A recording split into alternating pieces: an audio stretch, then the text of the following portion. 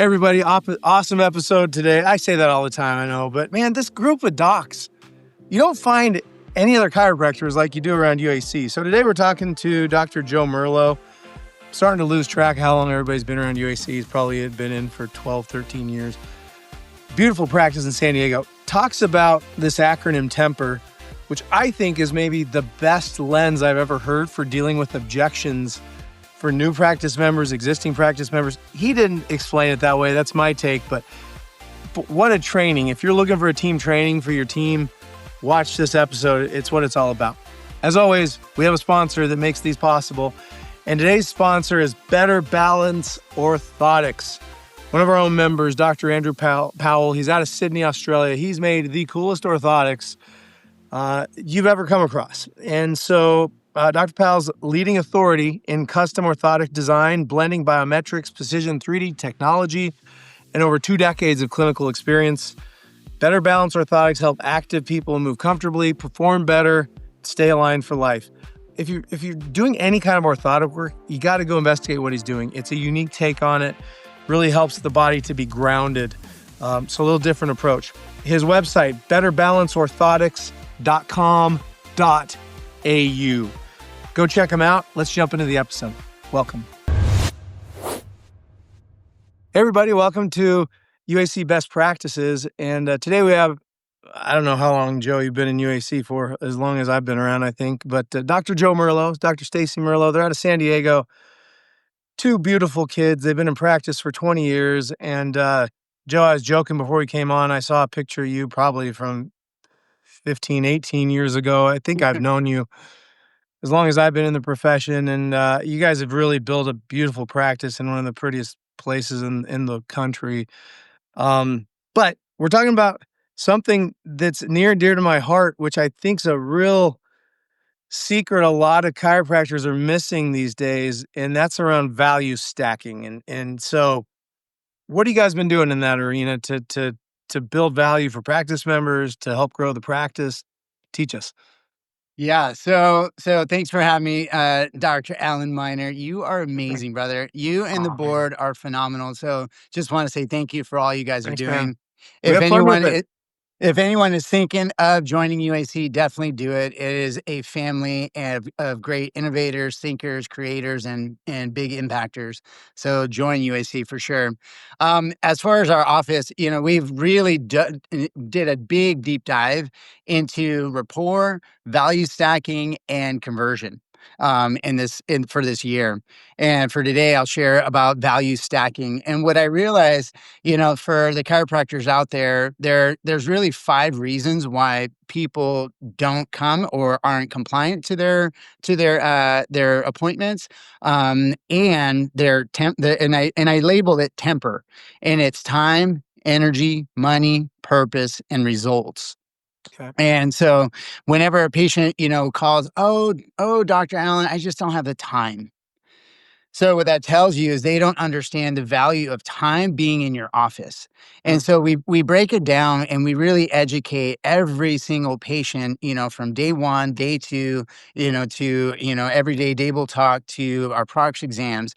And we deep dive into each one. So time would be creating the value of time for your health, and I'm going to start with the value message for each one. For time, the value message would be every minute that you spend in our office creates more time in your life outside this office.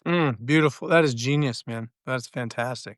And it's essential for people to realize, because they're like, oh, I don't have time. I'm so busy, and all the different things that are going on in all of our lives. But when we create the time for our health, we create more time for our life and for our families and for our visions and for our purpose and whatever our mission is on this lifetime. And so, and then the other thing that we'll create, to weave it all together is then time in our office. We are creating efficiency. So efficiency in all of our communication for our team, our systems, and our teamwork.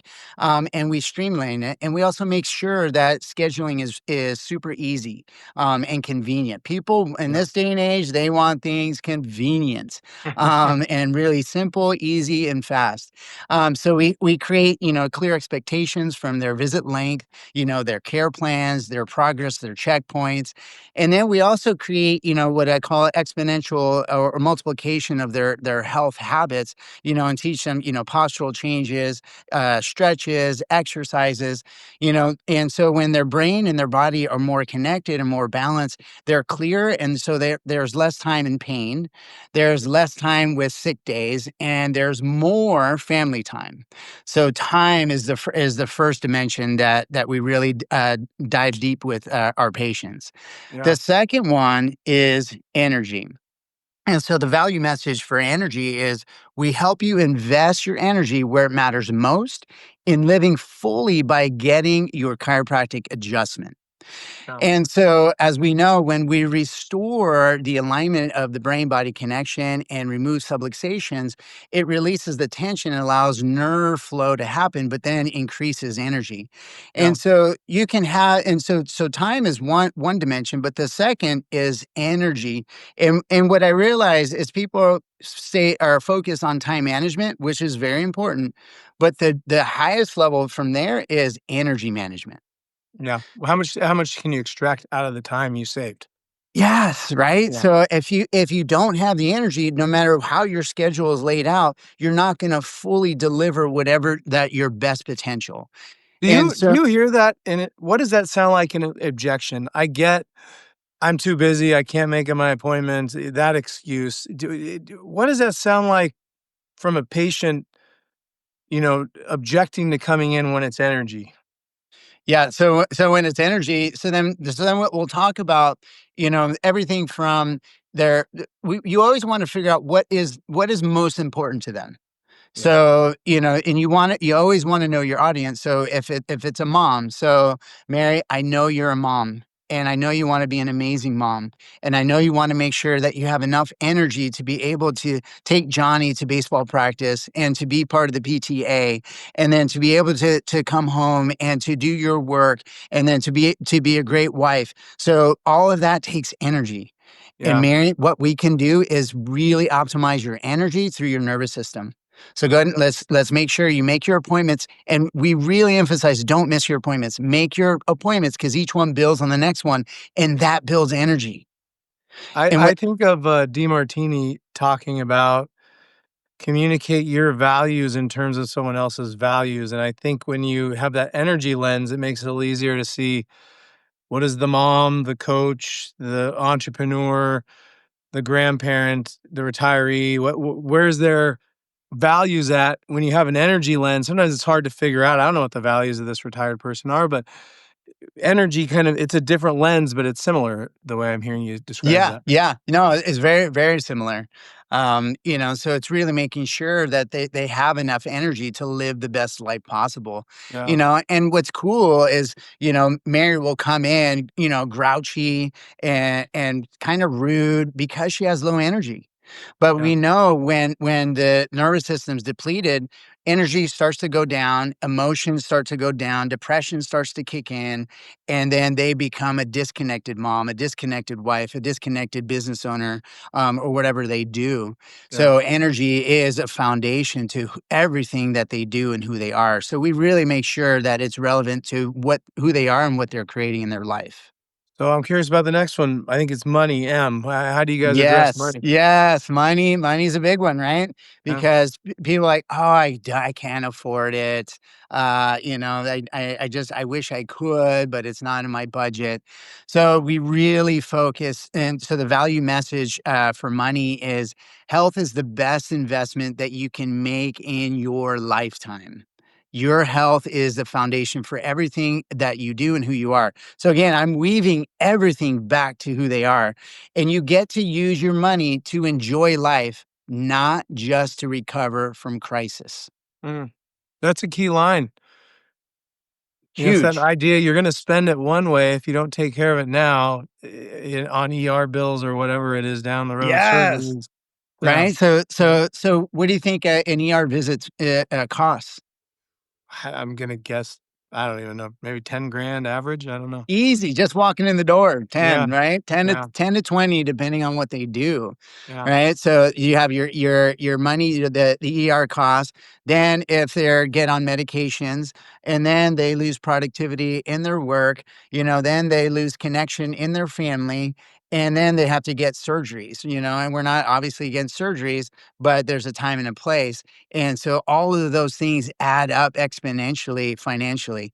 So Yeah. our care plans are they're cost effective. We have family discounts, we have wellness packages. I have patients that I've been taking care of for 20 years.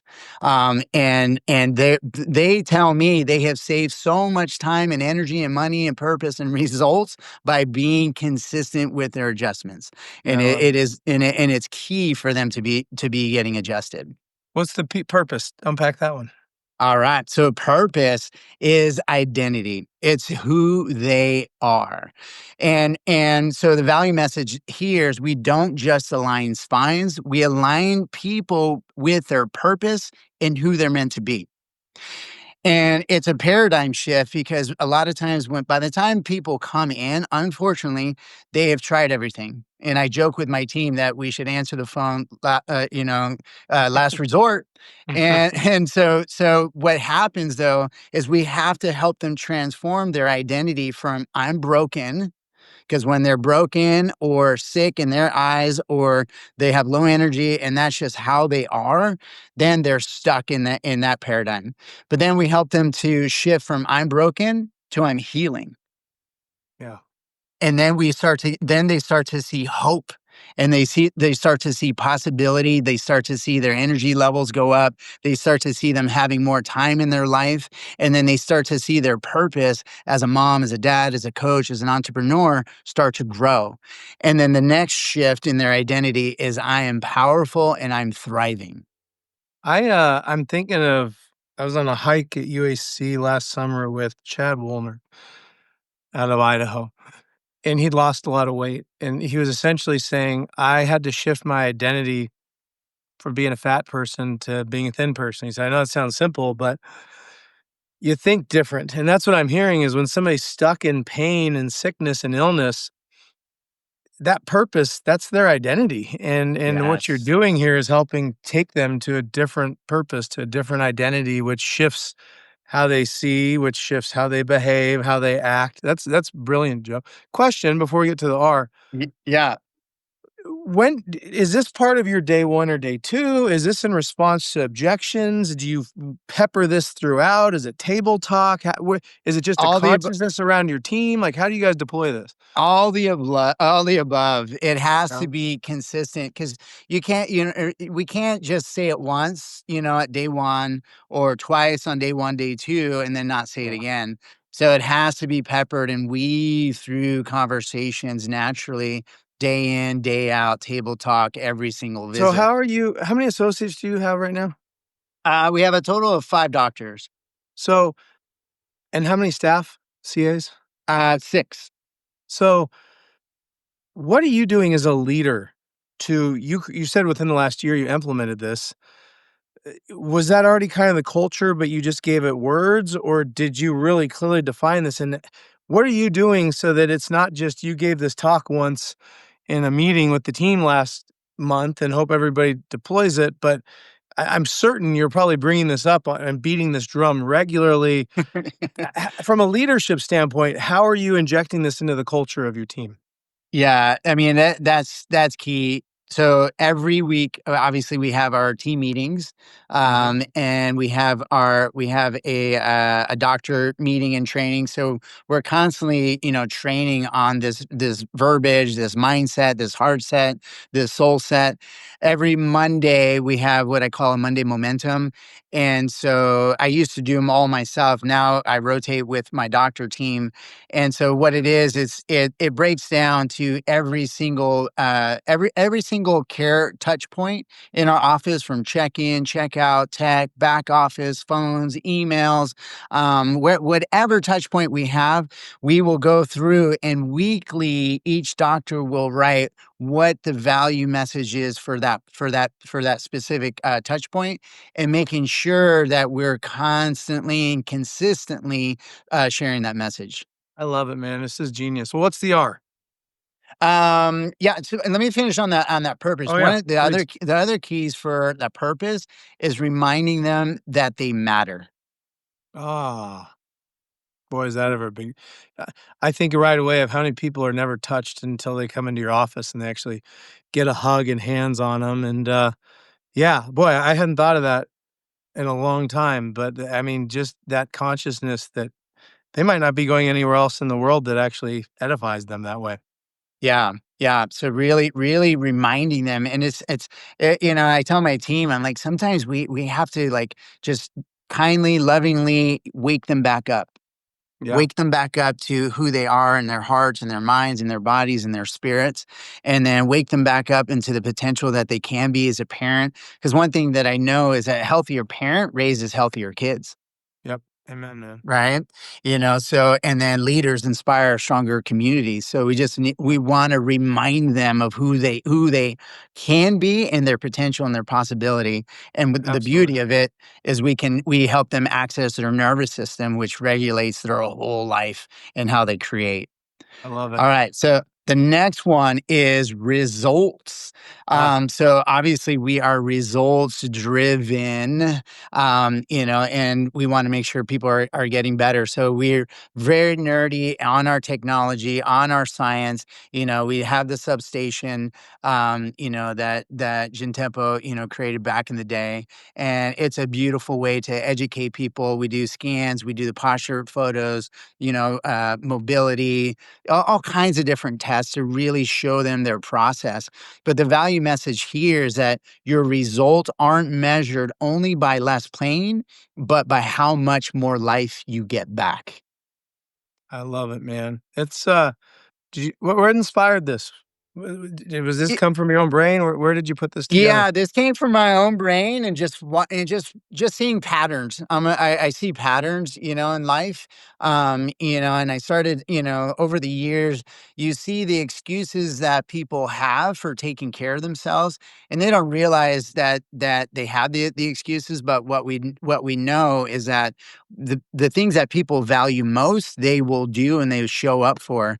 So then I was like, okay, how do we proactively educate them on what their values are, and then interweave it with their health, and then what we do with chiropractic, and then helping them express their potential.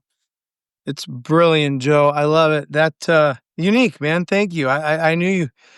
I knew we had to get this best practice. I just love it. It's so practical and so impactful.